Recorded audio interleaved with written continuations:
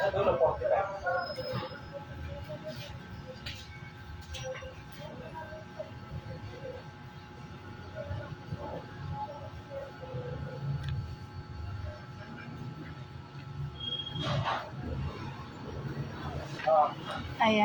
Good morning, good morning. It's 7:04 na ng umaga. Kumusta po? Ayan. So, ayan yung ating before and after challenge. Nakalkal sa baul. So, nakakatuwa lang.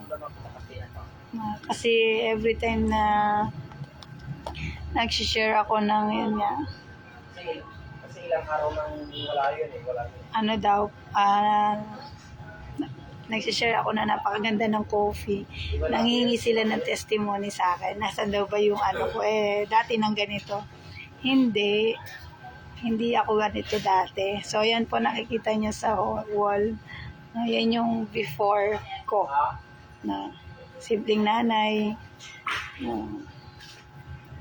Ang umiikot lang yung buhay sa pamilya. Yung makaraos, makabayad sa araw-araw na gastusin, mabayad sa Bombay. Nagsasalamin din ako kasi malabo talaga yung aking mata. Hindi pwedeng walang salamin kasi nga nahihilo ako. At the same time, yung mataba, no, at abnormal menstruation. Tapos yung pagdumi ko din noon, sa loob ng isang linggo, it's either 2 or 3. Parang kailan lang naalukan ako ng kape. Ang sabi, ang kapeng ito pampasexy. Yan, mahilig ako sa kape. So, naniwala. Pero bago naniwala, nagduda muna syempre. Pero dahil dun sa pagdududa ko, sinearch ko siya, sinaliksik, inalam. Na discovery ko na wala kang makitang bad comments sa coffee na to. And then, nung sinaliksik, tinikman, nilasap, para siyang coffee na 3-in-1. Ganun yun din yung lasa niya. Pero may something sa coffee na hindi ko naramdaman sa iba. Actually, marami na din ako natikman na coffee na herbal. Pero mayroong ibinigay si Lingshi Coffee na wala sa iba. Na kung saan yun yung dahilan bakit nakaka-inlove. Nakaka-inlove siya. Talaga nakaka-inlove si DXNY. Sa dami ng nararamdaman ko, the age of 37, no, grabe, hindi ko pa naubos yung isang bag. Hindi man ako pumayat agad. Pero yung kagaanan, sabi nga nung isang nagte-testimony dito, no, ang gaan sa pakiramdam, hindi masakit sa ulo, nakakapag-isip ka ng tama. Ito yung Lingshi Coffee. Ito yung kape na kung saan akala ko hindi na ako tatanda. Kasi nga sa dami ng nararamdaman. Pero grabe guys, napakaganda nitong kape na to. Ayan yung before and after ko. So makikita nyo na, no? So ayan sa mga nanonood, nag-watch sa akin. Baka dati na daw akong ganito, hindi naman din daw ako mataba. Pero ayan, kitang-kita nyo, yan yung before and after ko. Kinalkal ko pa yan sa baul. Natatawa nga ako no? Grabe, may maitim pa dyan, no? Hindi ko na pinos yung maitim ako. So ayan, sa coffee lang yan. No? Imagine mo yung coffee. Ano bang meron dito sa coffee? Ang coffee na to ay ang sangkap niyan ay Ganoderma o yung tinatawag na red mushroom. Na kung saan yung red mushroom, ano siya, isa siyang uri ng herbal na kung saan king of herbs, pinakamataas na herbal sa buong mundo. Yung lahat ng sustansyang kailangan natin everyday, ibibigay niya. Imagine mo, no? 400 nutrients. So, yan yung resulta. Ito yung resulta ang nakikita nyo ngayon dito sa kape na to. Kaya marami, No, nakakatuwa lang, no. Ang sarap lang sa pakiramdam kahit per piraso ang binibili nila dito sa palengke nito. No, dahil nga aminin po natin, galing ako dun sa ako yung isang nanay na talagang kung magkano lang yung pera ipinagkakasya. So sa isang sachet lang, no, mararamdaman mo na. Ne, mami? Morning coffee. Yan, ilang coffee, madam? As usual. As usual, isang gasot. Ano daw yun? Baka kasi. Isang gasot. Mami, kumusta yung coffee sa'yo, mami? Maganda. Okay, patay nga kayo naman sa akin. Pag hindi mo iniinom, may sasakit ka bitis. Tangden malam na natin. Kulang na akong kape Tama-tama yung brown mo. 199. Ayan, 6. Ayan. Si mami, ang ano daw niya, pag hindi siya umiinom ng lychee coffee, ayan, sumasakit yung kanyang mga paa. Dem master pa. Yung muscles, yung kalamnan. Bakit kaya ganun? Kasi nga yung coffee, katulad na sinabi ko, meron siyang nutrients na nagbibigay na enough sa ating katawan. 400 nutrients. So, ibig sabihin, yung coffee mong yun, may nakukuha kang potassium, calcium, iron, fats, and minerals na kung saan tumutulong sa ating katawan na palakasin at alisin yung mga toxin na hindi karapat-dapat. Kaya nga napakaganda ng coffee, promise.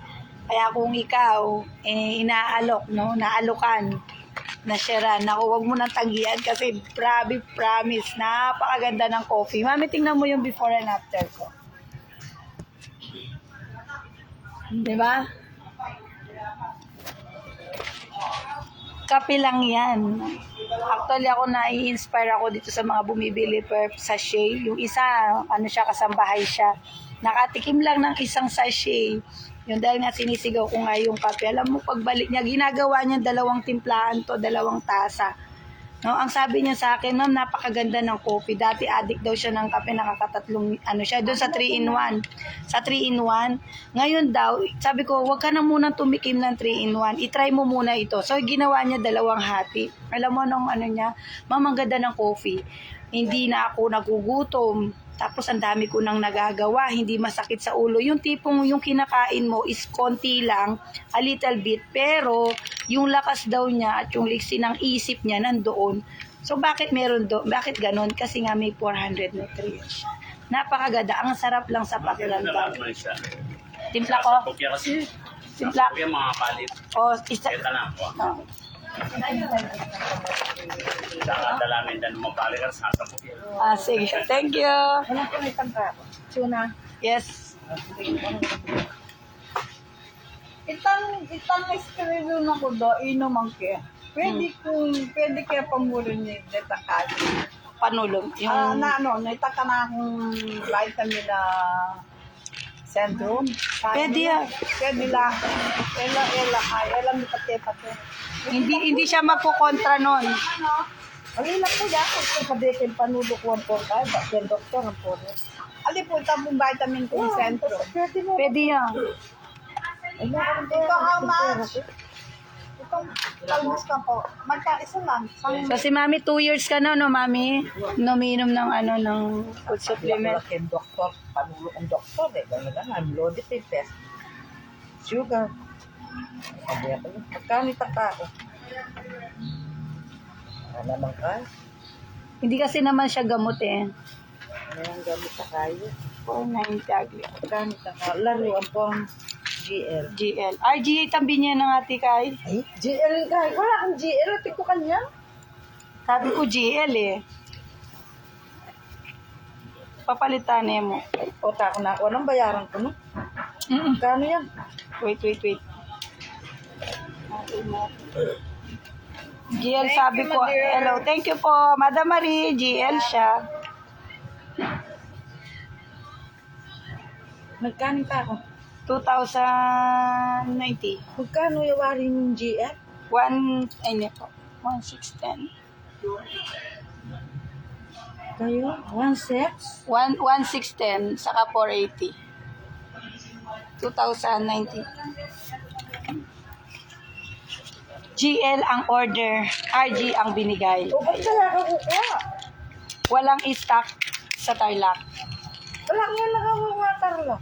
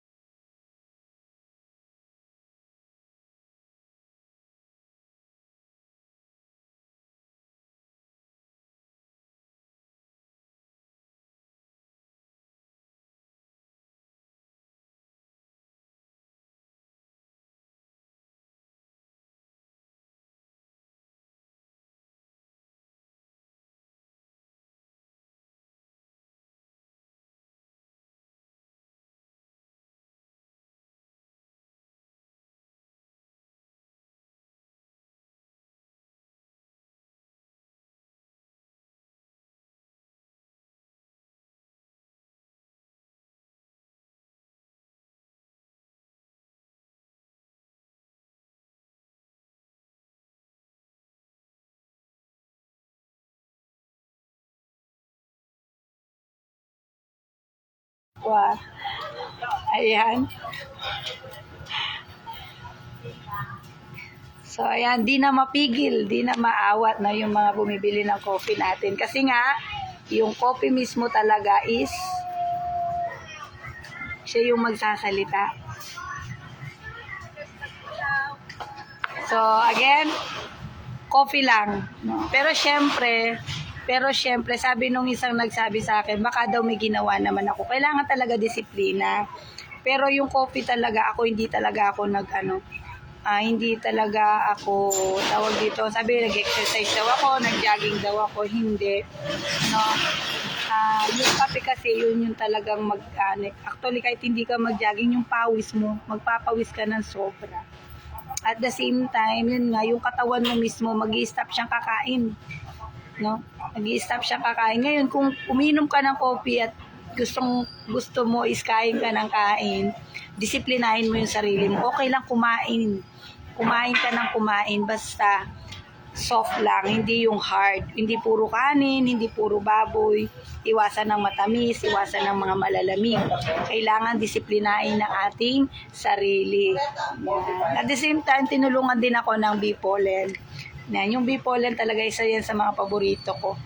Si bee pollen is talagang nakaka-anti-stress.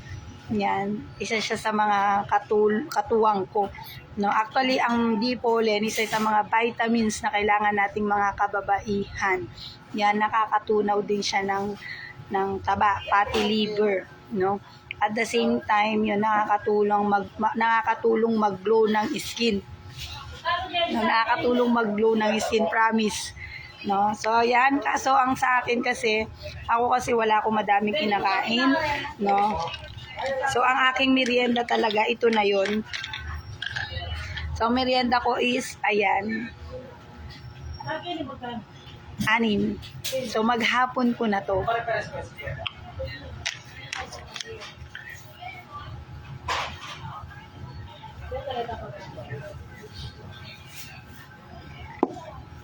So, ang bee pollen is napakaganda.